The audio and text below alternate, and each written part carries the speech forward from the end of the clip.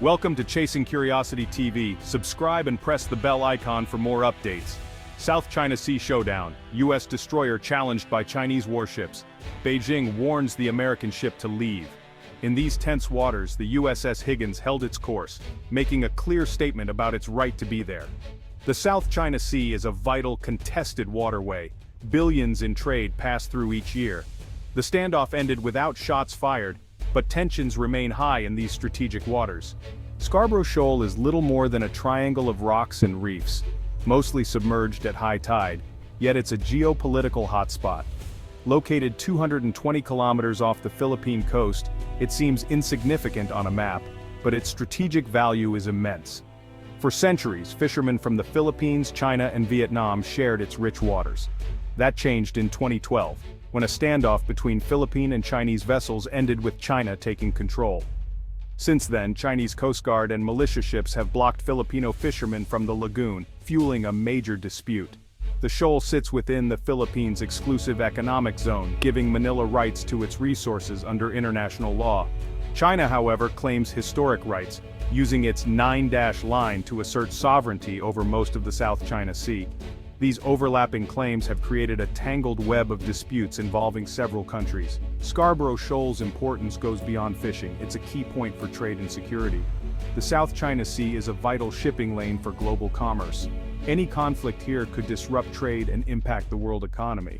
There are also fears that China could build a military base on the shoal, projecting power deeper into the Pacific. Such a move would threaten regional security and challenge the U.S. naval presence. Scarborough Shoal is a small place with outsized significance, a symbol of the struggle for control in Asia's most contested waters. The world watches closely, knowing that what happens here could shape the future of the region. The USS Higgins, an advanced guided missile destroyer, was on a freedom of navigation operation, challenging what the U.S. sees as excessive territorial claims. As the Higgins neared Scarborough Shoal, Chinese ships sprang into action. A Chinese Coast Guard vessel hailed the American ship. "You are entering Chinese waters, turn around." The U.S. crew replied calmly, asserting their right to operate under international law.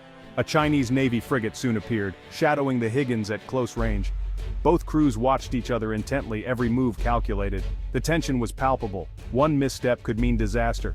For hours, radio warnings and counter-responses echoed across the waves. The Chinese insisted the U.S. was violating their sovereignty. The Americans stood firm. The Higgins completed its patrol, never entering the 12 nautical mile territorial limit, but its presence sent a clear message. The confrontation ended without escalation, but the dispute was far from over. These encounters are now routine, each one a test of resolve and restraint. The U.S. Navy's operations are meant to reinforce international law, while China's response asserts its own claims. Both sides are determined to avoid open conflict, but neither is willing to back down. The South China Sea remains a chessboard with every move watched by the world. The USS Higgins sailed on, but the shadow of confrontation lingers. Each patrol is a reminder. The struggle for control of these waters is ongoing. The stakes are high, and the next encounter could be even more dangerous. For now, the balance holds, but the tension is never far from the surface. After the standoff, Washington and Beijing raced to shape the narrative. The U.S. Department of Defense confirmed the USS Higgins operation, stressing it was routine and in line with international law. The Pentagon described the encounter as safe and professional, emphasizing America's commitment to freedom of navigation and its regional allies. The message: the U.S. is upholding global rules, not seeking conflict. In contrast, China's Ministry of National Defense called the U.S. action a provocation. Beijing accused the Higgins of illegally entering Chinese waters and claimed its forces had acted to defend national sovereignty. China's language was sharp, warning the U.S. to stop such actions or face consequences. Each side's statement was crafted for both domestic and international audiences. The U.S. aimed to reassure allies and project responsibility. China sought to rally its citizens and assert its claims. Both narratives reflect deeper strategic goals: America as the defender of order, China as the guardian of its territory.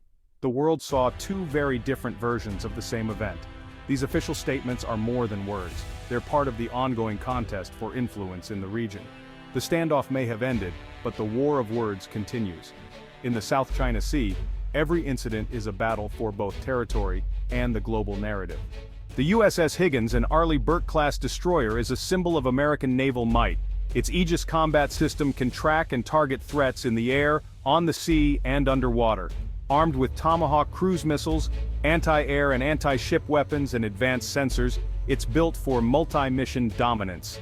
The Higgins can protect carriers, hunt submarines, or assert presence in contested waters. China's Navy, meanwhile, has rapidly modernized. The Type 054A frigate, which shadowed the Higgins, is fast, versatile, and well-armed, though smaller than its American counterpart. China's Coast Guard, the world's largest, often leads confrontations, blurring the line between law enforcement and military action.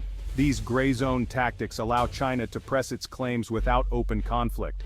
Both navies are powerful, but their strategies differ.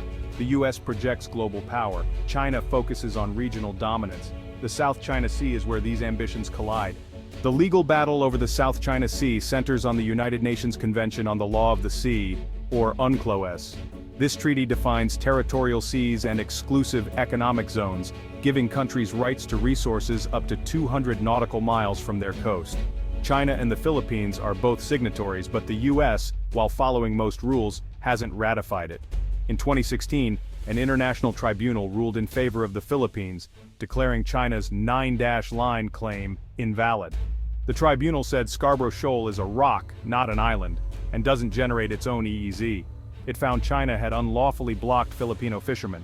China rejected the ruling outright, calling it illegitimate and refusing to comply. For Beijing, the dispute is about sovereignty, not international law. The US and its allies see the ruling as binding and the basis for resolving disputes. This legal standoff is at the heart of the ongoing tension. The world is divided: law versus power, rules versus might. The 2016 ruling remains a flashpoint, shaping every encounter in these contested waters. The question remains, will law or force decide the future of the South China Sea? For the Philippines, Scarborough Shoal is about food, livelihood, and national pride. Its rich fishing grounds have sustained communities for generations, but Chinese control has cut off access, causing hardship and anger. The shoal lies within the Philippines' EEZ, making it a matter of sovereignty. Manila's legal challenge was an attempt to defend its rights through law, not force. For China, the shoal is a strategic outpost in the first island chain, key to projecting power into the Pacific. Control here helps China break out of perceived containment and extend its military reach.